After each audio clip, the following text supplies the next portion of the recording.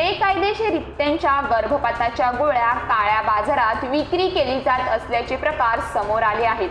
वालीव पोलिसांनी या प्रकरणी एका आरोपीवर गुन्हा दाखल केला असून गर्भपाताच्या गोळ्यांचा मोठा साठा जप्त केला आहे। या रॅकेटमध्ये डॉक्टर, औषध विक्रेते यांचा देखील सहभाग असून पोलीस त्यांचा शोध घेत आहेत। शहरातील खासगी डॉक्टर तसेच औषध विक्रेते यामध्ये बेकायदेशीररित्या गर्भपाताच्या गोळ्यांची विक्री केली जात असल्याची माहिती पोलिसांना मिळाली होती। या संचामध्ये 5 गोळ्या असतात। या गोळ्यांची किंमत अवघी 60 रुपये असते। मात्र काळ्या बाजारात या गोळ्या 5 ते 10 हजार रुपयांना दिल्या जात असल्याचे उघडकीस आले आहे।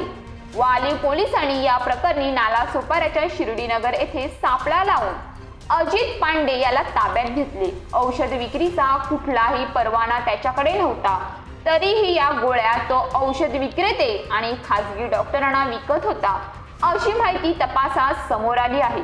त्याच्या विरोधात औषध निरीक्षक किशोर रांजणे यांनी दिलेल्या तक्रारीनुसार औषध आणि सौंदर्य प्रसाधन कायद्याच्या विविध कलमांतर्गत गुन्हे दाखल करण्यात आले आहेत। आरोपीकडून अशा गोळ्यांचे 300 संच जप्त करण्यात आले आहेत। त्याची किंमत 1,30,000 एवढी आहे। तर या गोळ्या बनवणारी कंपनी पुण्यात आहे, तेथून त्या उत्तर प्रदेशात वितरित केल्या जात होत्या। आरोपी पांडे हा तेथून गोळ्या आणून विक्री करत होता अशी माहिती वालीव पोलीस ठाण्याचे पोलीस उपनिरीक्षक संदेश राणे यांनी दिली। काही खासगी दवाखान्यातील डॉक्टर्स वाटेल त्या किमतीला गोळ्या विकत होते।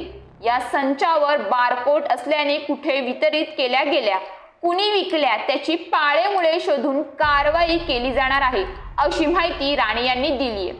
तर शस्त्रक्रियेविना गर्भपात करण्यासाठी गर्भपाताच्या गोळ्या स्त्रीरोग तज्ज्ञांकडून दिल्या जातात।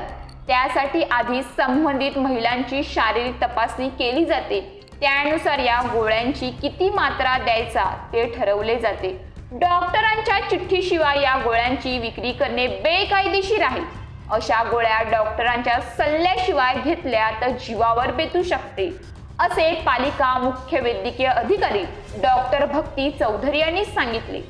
तर शहरातील डॉक्टर्स अशा गोळ्यांची विक्री करत असतील तर त्यांच्यावर कारवाई केली जाईल असेही डॉक्टर चौधरी यांनी सांगितले।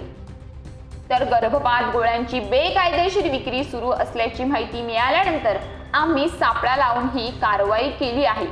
या प्रकरणी गुन्हा दाखल करण्यात आला आहे असे वरिष्ठ पोलीस निरीक्षक जयराम रणवरे म्हणाले। बदनामी होऊ नये म्हणून मुली बेकायदेशीर मार्गाने मिळालेल्या गर्भपाताच्या गोळ्या घेतात, परंतु हे धोकादायक आहे।